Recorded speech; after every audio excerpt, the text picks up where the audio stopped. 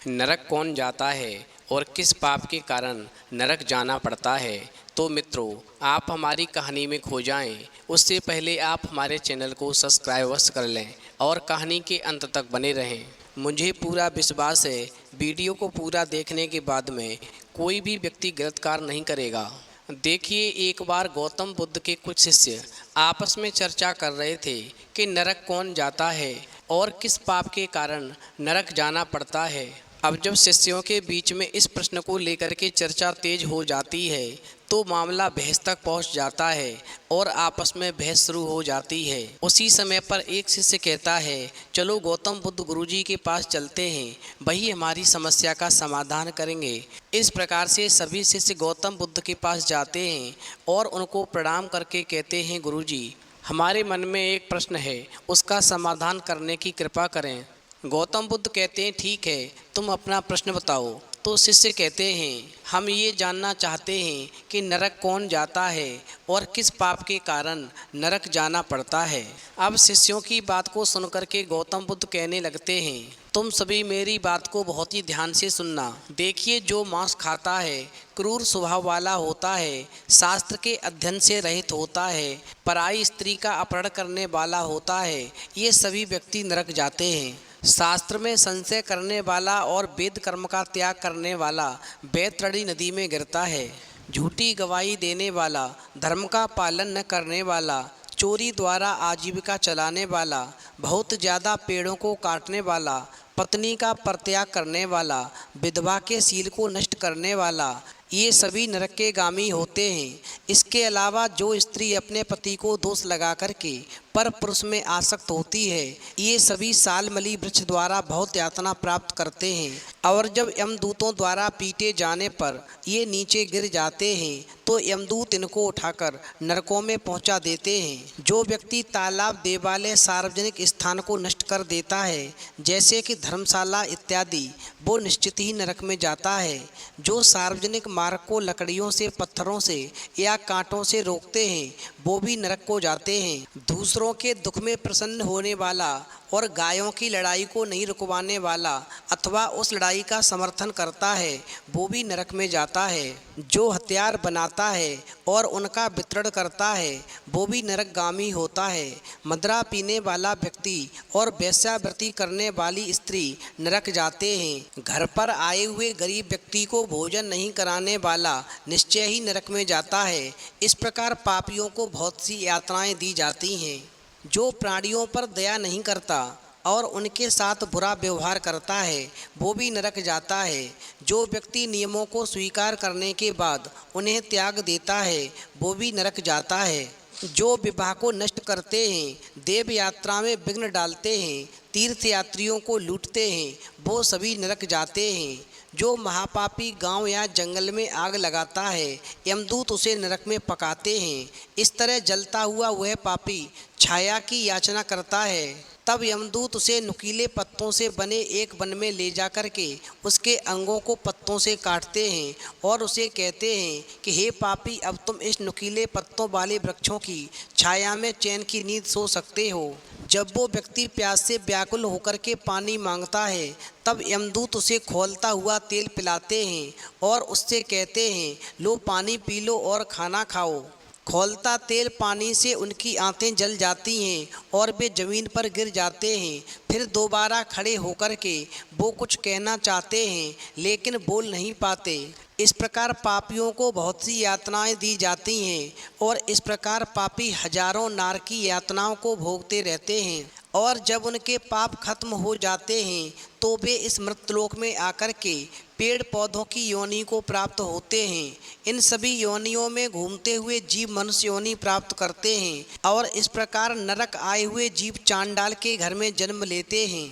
मृत्युलोक पर भी नरक से आए जीव बहुत ही दुखी रहते हैं। किसी को गलत कुष्ठ हो जाता है, कोई जन्म से अंधे होते हैं। पतिव्रता स्त्री की हत्या करने वाला और गर्भपात कराने वाला कुष्ठ रोगी पैदा होता है, पर स्त्री गमन करने वाला नपुंसक और गुरु पत्नी साथ गमन करने वाला चर्म रोगी होता है।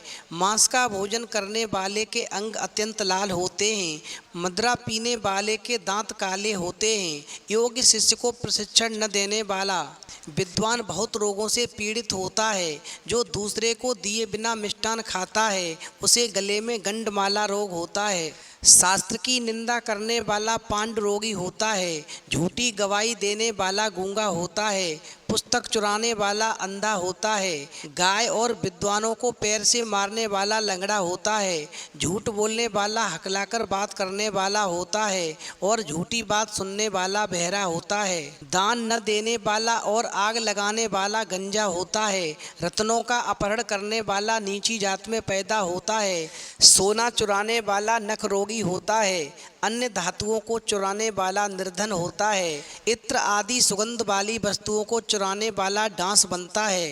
फल और फूलों की चोरी करने वाला बंदर बनता है। जूता या घास चुराने वाला भेड़ियों की योनियों में उत्पन्न होता है।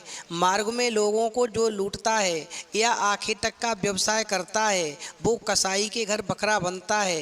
विष का व्यापार करने वाला पर्वत पर काला नाग बनता है। जिसका स्वभाव मर्यादा से रहित है वह निर्जन वन में हाथी बनता है। वो व्यक्ति जो बिना परीक्षण के भोजन को खा लेते हैं वो निर्जन वन में व्याघ्र बनते हैं। बिना आमंत्रण के भोजन करने वाला कौवा बनता है। वास्तविक गुरु की सेवा नहीं करने वाला बैल और गधा बनता है। जो व्यक्ति वास्तविक और सच्चे गुरु से वाद विवाद करता है और उनका अपमान करता है वो राक्षस बनता है। प्रतिज्ञा करके दान न देने वाला और सज्जन पुरुषों का अनादर करने वाला पर्वतों पर गिद्ध बनता है। व्यवसाय में धोखा देने वाला उल्लू बनता है। वर्णाश्रम की निंदा करने वाला कुकुर बनता है।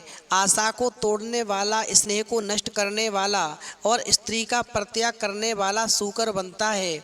माता पिता से द्वेष करने वाला तथा भाई बहन से शत्रुता करने वाला हजारों जन्मों तक गर्भ में नष्ट होता रहता है। कलह करने वाली स्त्री जल जोंक बनती है और पति की निंदा करने वाली स्त्री जूं बनती है। अपने गोत्र की स्त्री से संबंध बनाने वाला लकड़भग्गा और रीछ की योनि में जन्म लेता है। तपस्विनी के साथ व्यभिचार करने वाला पिशाच बनता है। गुरु पत्नी से गमन की इच्छा रखने वाला गिरगिट बनता है। किसी विद्वान की हत्या करने वाला गधा और ऊँट की योनि प्राप्त करता है और मदिरा पीने वाला भेड़िया, कुत्ता एवं सियार की योनि में जन्म लेता है। सोना चुराने वाला कीड़ा या पतंग की योनि को प्राप्त करता है। जो अपने द्वारा या दूसरों के द्वारा दान दी गई पृथ्वी को छीन लेता है वो 60,000 वर्षों तक विष्ठा का कीड़ा बनता है। जो स्वयं ही कुछ दान दे करके उसे वापस ले लेता है वो कल्पों तक नरक में रहता है। जीविका अथवा भूमिका का दान दे करके जो उसे वापस हर लेता है वो अपंग कुत्ता बनता है। मित्रों, अंत में गौतम बुद्ध अपने शिष्यों से कहते हैं, व्यक्ति के शरीर पर पाप के कुछ चिन्ह रह जाते हैं, जैसे कोई शारीरिक या मानसिक रोग जिससे पता चलता है कि वह नरक से आया हुआ है। नरक से निकलने के बाद जीव हजारों जन्मों तक पशु पक्षी का शरीर प्राप्त करता है।